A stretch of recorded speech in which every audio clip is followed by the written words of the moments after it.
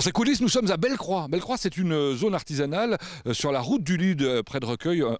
Une zone artisanale un peu originale puisqu'on y trouve encore des arbres. Ça, c'est quelque chose d'exceptionnel. Mais surtout, on y trouve une entreprise de renommée nationale. Charpente Sénomane. Bonjour Jean-Claude. Bonjour Pascal, bienvenue. Jean-Claude Baudin, vous en êtes le cofondateur. En quelle année ? En 95, ça fait plus de 20 ans. Bon, charpente Sénomane, comme son nom l'indique, ça fait de la charpente, mais c'est plus large que ça un peu l'activité. Oui, parce qu'on intervient quand même sur tout le spectre de la construction bois, c'est-à-dire des maisons individuelles, des logements groupés, des ERP aussi, des bâtiments à étages, et la restauration du patrimoine ancien, et puis voilà. Et puis de l'événementiel. Évidemment, on a tous été marqués, vous aussi probablement, par cet événement qui a fait d'ailleurs l'objet d'un livre, ni plus ni moins, un théâtre éphémère pour la comédie française. Incroyable. Exactement, on a réalisé ce théâtre éphémère parce qu'il a duré que 2 ans en place au Palais Royal. On a eu la chance de faire ce chantier, donc ça permettait à la Comédie Française de fermer pendant 1 an. Et donc ils ont continué à faire leur représentation tous les jours dans ce théâtre en bois. Combien de places, vous vous souvenez ? 750 places la jauge. Et qu'est-ce qui est devenu depuis ? Il a été remonté à Genève pour le Grand Théâtre de Genève qui a fermé aussi pour une mise aux normes. Alors 1995 création, combien de personnes à l'époque ? À l'époque on a commencé à 2, rapidement on a été une dizaine de personnes. Et puis aujourd'hui, c'est une entreprise de 49 personnes. Quel chiffre d'affaires ? Entre 6 et 7 millions de chiffre d'affaires. Bon, et public-privé ? La part de privé, c'est 25% sur le chiffre d'affaires. Bon. Le reste public. Tout ça, ça vous paraît peut-être un petit peu classique. Ça ne l'est pas du tout, notamment dans l'esprit. Vous allez le découvrir maintenant.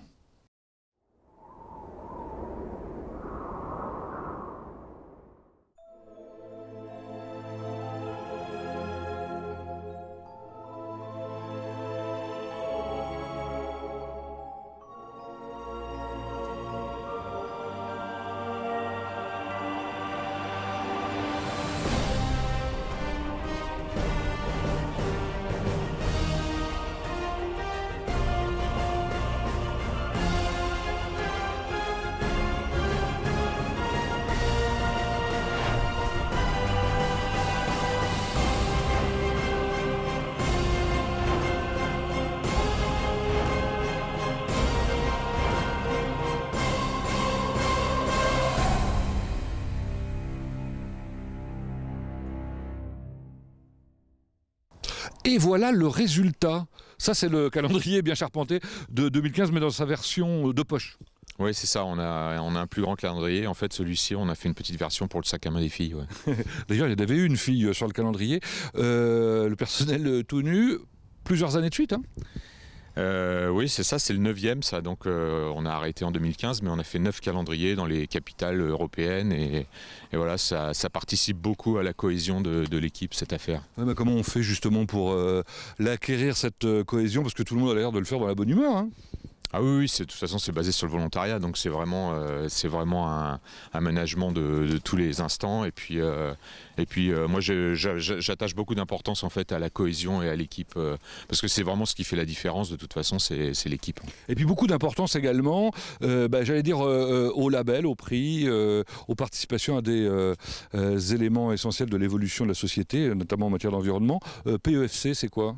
Alors PEFC en fait c'est une chaîne de contrôle qui va de la forêt jusqu'au client final, et donc en ayant cette chaîne de contrôle, en y participant, on garantit à notre client que le bois qu'on utilise provient de forêts gérées durablement. Dans la foulée, ça c'est en 2008 je crois. Oui c'est ça, 2008, première entreprise de construction bois à être labellisée PEFC. Et bilan carbone. Voilà, l'année suivante on a fait notre bilan carbone de sorte qu'on ait une position claire sur nos émissions de CO2, et puis ensuite on a mis un programme d'amélioration à la clé. Non, puisqu'il est intéressant que le bilan carbone, vous le proposez à vos clients aussi sur chacun des projets. Oui, c'est ça, on est capable à partir de notre bilan carbone de pouvoir proposer notre empreinte carbone sur les chantiers que nous réalisons. Bon, vous continuez à avancer notamment en vous proposant à être entreprise du patrimoine vivant, et ça, vous le devenez en 2014 ? Oui, c'est ça, on a été labellisé par l'État en 2014, donc c'est des entreprises en fait qui sont à la fois axées sur la modernité et la restauration du patrimoine ancien. Et vous êtes peu nombreux en Sarthe. Il y a 4 entreprises en Sarthe qui sont labellisées. Ouais. Bon, et puis enfin, 2016, exceptionnel, ce prix national de la construction bois que vous obtenez. Voilà, on a reçu le premier prix de la construction bois 2016 dans la catégorie des logements sociaux. Hein, c'est un chantier à Paris. Et ça Une résidence étudiante, je crois. Une résidence étudiante, voilà, à Paris. Et ça nous a été remis à Nantes par la ministre du Logement. Alors comment fait une entreprise pour avoir autant de distinctions? C'est ce qu'on va découvrir maintenant. D'abord avec votre cofondateur, il s'appelle Patrick Joanne, un homme exceptionnel.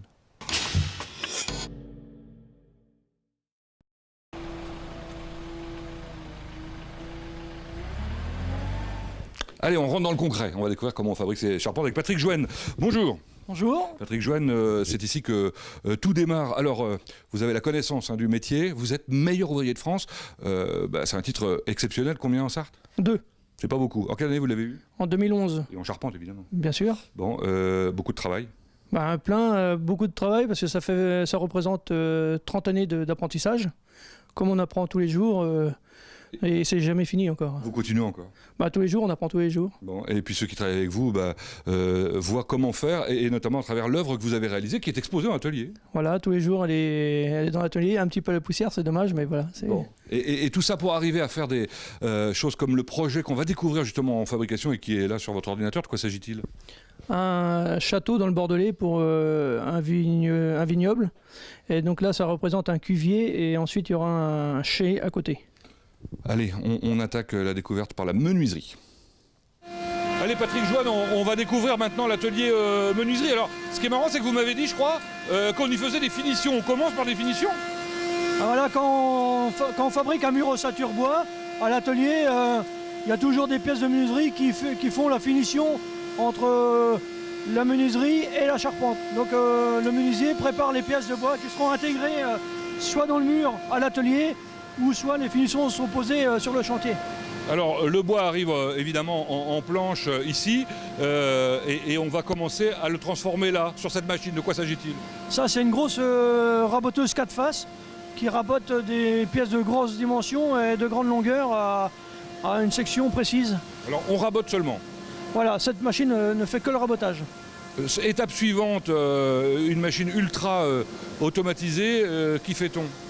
Cette machine, après avoir raboté les bois, réalise le taillage à l'unité. Alors taillage, ça veut dire qu'on va y faire des découpes diverses et variées? Voilà, cette machine réalise tous les types d'assemblage, du tenon, queue d'aronde, perçage, tracé automatiquement. À la différence d'autres parties de l'entreprise, éventuellement, on voit ici c'est hyper numérisé, on va dire. Voilà, il a fallu que les personnes s'adaptent à cette machine. Donc il y a une petite formation d'une semaine avec le fabricant de la machine pour être opérationnel. Troisième étape, juste derrière, on traite le bois. Voilà, le bois après taillage est mis en palette et passe dans une cabine d'aspersion qui va envoyer un produit pour protéger le bois contre les insectes et les champignons. Et l'idée, c'est d'avoir le moins de rejet possible, évidemment. Oui, exactement. Ouais. Bon, tout ça pour, on l'a déjà dit, respecter la nature, mais on aura l'occasion probablement d'y revenir.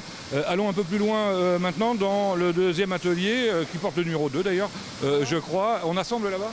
Oui, tout l'assemblage, après être passé ici, se fait là-bas. Allez, on traverse toute la zone.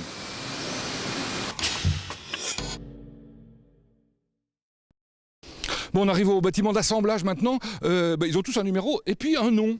Voilà, pour différencier les différents sites de l'entreprise, on a appelé les ateliers, les sites par des noms de forêt. Oui. Carnut. Voilà, comme la forêt de Carnut qui se trouve à côté. Allez, à l'intérieur de l'atelier, qui découvre-t-on? Le chef d'atelier, bonjour. Bonjour. Patrice, un atelier qui fabrique quoi? On fabrique des murs en ossature bois pour les façades des différents bâtiments, maisons, écoles, Voilà. tout ce qu'on peut fabriquer. Et là, en l'occurrence, c'est pour une école du coin. Voilà, c'est une école pour Lusso. C'est les cloisons intérieures qui sont en attente pour finir la fabrication du bâtiment. On met un matériau, c'est quoi ce matériau là? C'est un pare-vapeur, c'est pour éviter la perméabilité de l'eau, pour éviter la condensation à l'intérieur des bâtiments. Bon, tout ça c'est du manuel, incontestablement. À côté, il y a une machine qui m'a l'air moins manuelle, du coup, plus mécanique. C'est une machine semi-automatique qui nous sert à fabriquer la même chose que les murs là, sauf que on manipule beaucoup moins les panneaux, elle en fait une bonne partie toute seule. D'accord, donc c'est moins de fatigue évidemment. On voit que même pour le transport de ces panneaux, tout est automatisé et mécanisé.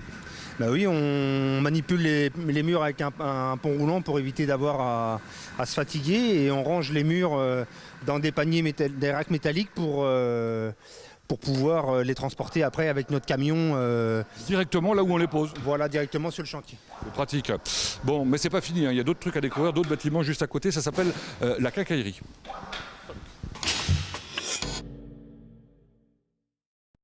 Allez, on va vers le bâtiment numéro 3, Persaigne avec un A, voilà, qui est tout à fait original, Patrice. Alors, c'est un bâtiment où vous êtes le maître, en quelque sorte, le maître de la quincaillerie. Quincaillerie, c'est bizarre dans une entreprise comme la vôtre. Mais on a besoin, pour fixer nos charpentes, d'avoir des pointes, des vis, des boîtiers, des boulons.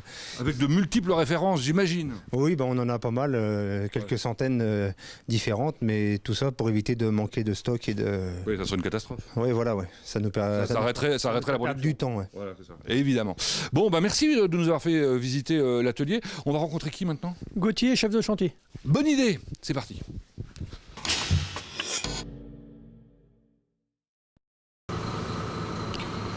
Bon, dans une entreprise comme celle-là, il y a aussi du matériel à ce qu'on voit. Hein. Sacré bel engin. Ouais, donc c'est un camion, un semi qui est équipé de 2 remorques et équipé aussi d'une grue de 21 mètres. Ouais. Alors on va comprendre tout de suite à quoi elle sert effectivement cette grue avec Gauthier, donc qui est chef de chantier. Bonjour. Bonjour. Bon, alors vous arrivez d'un chantier là. Le métier, ça consiste à faire quoi? À implanter la structure. À la levée, oui. À la levée? À la levée, c'est ce qu'on dit chez nous, lever un chantier. Donc tout d'abord, on implante le chantier, après on le lève.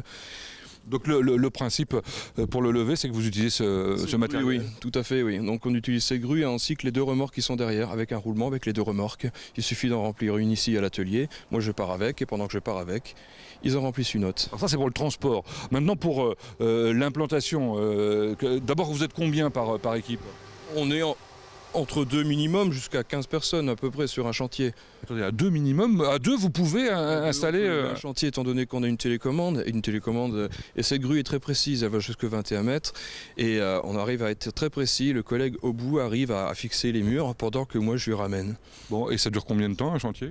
Une maison par exemple? Ah, une maison, généralement une maison on arrive à la boucler au bout d'une semaine.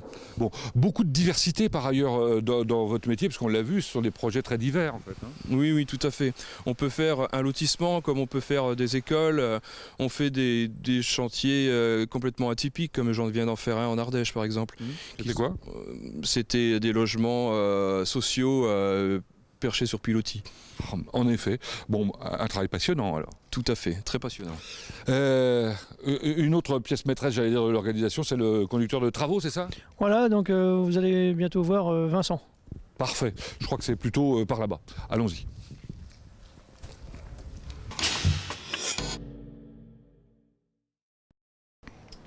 On a troqué Patrick contre Vincent. Alors attention, hein, rien à voir entre l'un et l'autre, puisque Vincent est conducteur de travaux. Ça consiste en quoi, conducteur de travaux?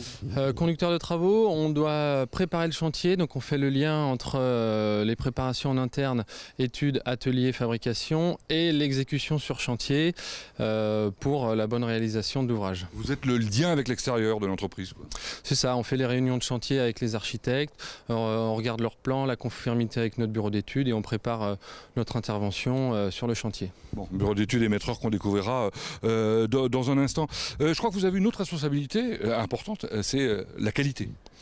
Oui, alors la qualité, donc je suis chargé de mettre en place des process tout au long de la fabrication pour faire du contrôle et de l'autocontrôle, pour qu'on ait un retour sur expérience au fur et à mesure de la chaîne de fabrication et des chantiers, afin de s'améliorer et de corriger les éventuels bugs. Bon, la qualité, c'est l'innovation. L'innovation, c'est le zéro carbone, un super projet qu'on va vous proposer de découvrir, même de visiter. De quoi s'agit-il ? Le projet Zéro Carbone, avec cette vitrine, on a voulu proposer et démontrer des atouts de la construction bois, notamment la rapidité d'exécution avec du modulaire qu'on vient rapidement installer chez les clients, et puis le côté zéro carbone avec une faible empreinte environnementale. On stocke plus de carbone qu'on en émet pour la fabrication. Donc ça se transporte évidemment, vous l'avez d'ailleurs transporté. On l'a transporté donc de salon en salon et notamment au Futuroscope pendant 2 ans. Ça nous a permis de pouvoir expliquer et montrer au plus grand nombre les atouts justement de cet ouvrage. Celui dans lequel on est à vendre pour information si ça vous intéresse. Merci de cette présentation. On va découvrir ce dont vous nous avez parlé il y a un instant, le maîtreur et le bureau d'études.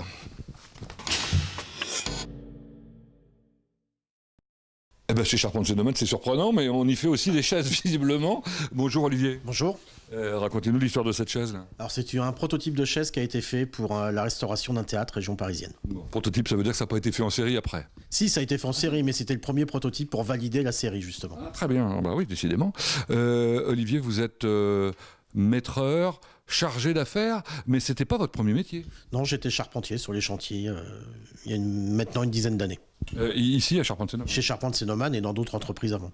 Et vous avez évolué vers cette fonction. Alors, maîtreur chargé d'affaires, c'est la personne qui prépare les dossiers en amont et qui doit faire des propositions à des clients pour les gagner si possible. C'est ça, en faire le quantitatif des matériaux et de main-d'œuvre pour en arriver à un prix final. Bon, ça paraît simple comme ça, mais je ne suis pas sûr que ce soit si simple. Alors, vous partez de quoi, de 2 plans comme celui-là? Par exemple, ouais, typiquement, ça c'est un plan d'architecte et dessus, nous, on va faire notre maîtrise. Oui. Bon, faut pas se tromper. Non, faut éviter, mais ça arrive. De temps en temps, dans un sens ou dans l'autre? Dans les deux sens, oui. Je peux regarder le dossier là? Parce que vous en avez des jolis en couleur en plus. Ça, c'est une maison individuelle. Par exemple, vous faites appel un peu au bureau d'études avant pour savoir, pour pas se tromper, quoi? Généralement, non. Sur des dossiers un peu complexes, ça peut arriver, oui. Vous avez évidemment beaucoup de dossiers chaque année à traiter. C'est quoi le pourcentage de réussite sur toutes les propositions que vous faites? À peu près 20%. Et c'est bien? C'est pas mal, ouais.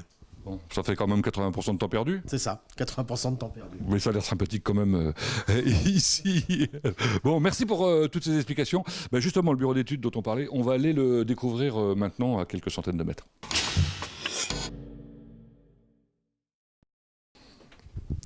Ambiance studieuse dans cette pièce, c'est le bureau d'études avec Thomas. Bonjour. Bonjour. Thomas, vous n'êtes pas tout seul à travailler ici. Non, nous sommes 4. Donc, il y a Pierre. Bonjour Pierre. Bonjour. Il y a Fabien. Bonjour Fabien. Bonjour. Et il y a Jean-Baptiste. Qui n'est pas là. Qui n'est pas là, c'est notre apprenti actuellement à l'école. Ah oui, on peut apprendre votre travail en alternance, ça c'est sympa. Alors c'est quoi votre travail, le travail du bureau d'études?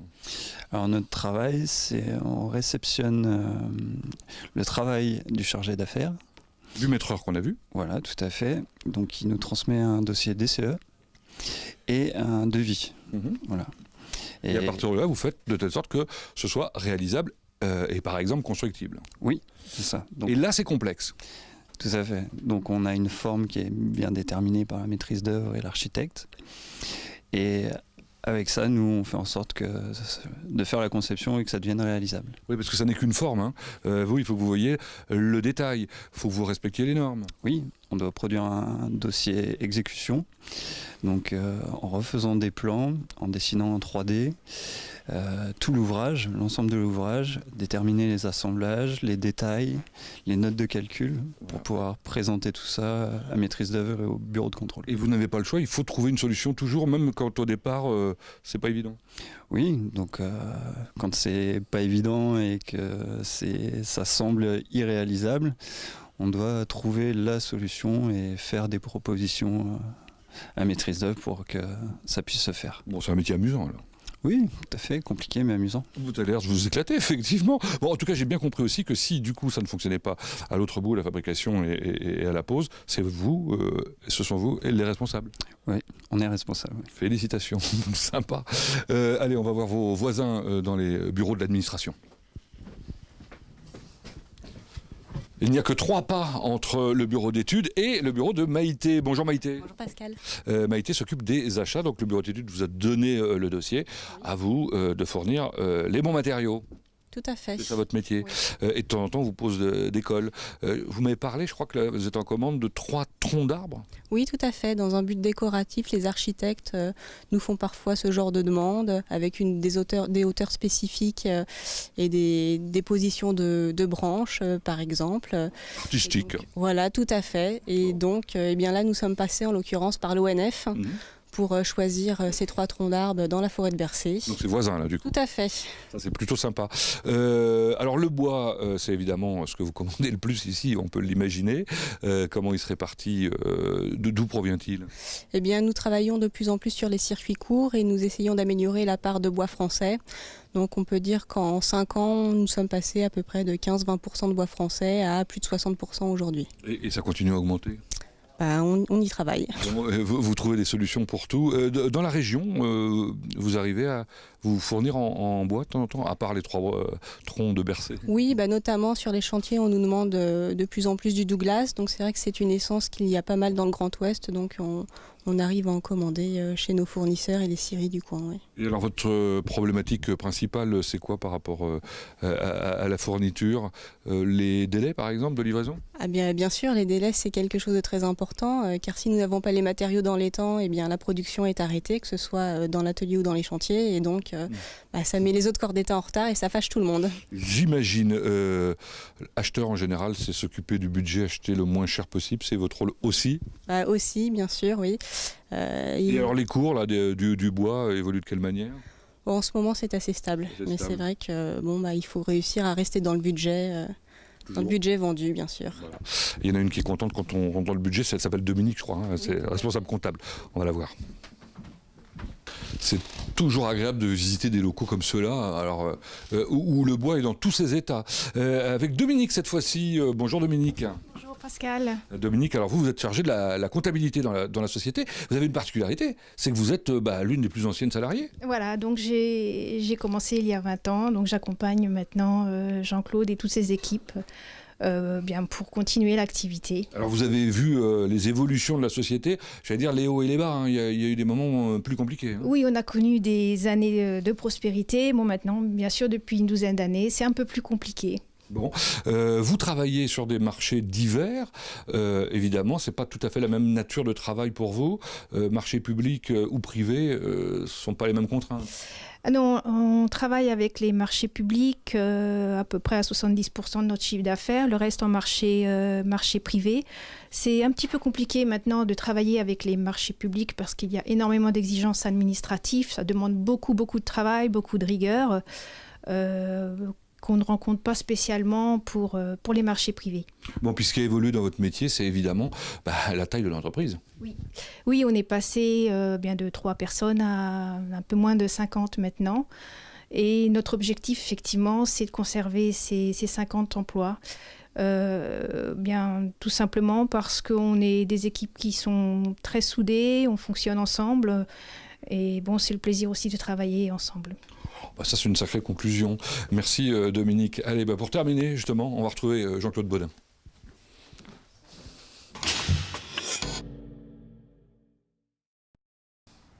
Merci de nous avoir accueillis, Jean-Claude Baudin. Pour terminer, vous avez vu, on s'installe confortablement dans un endroit sympa, on en parle dans un instant.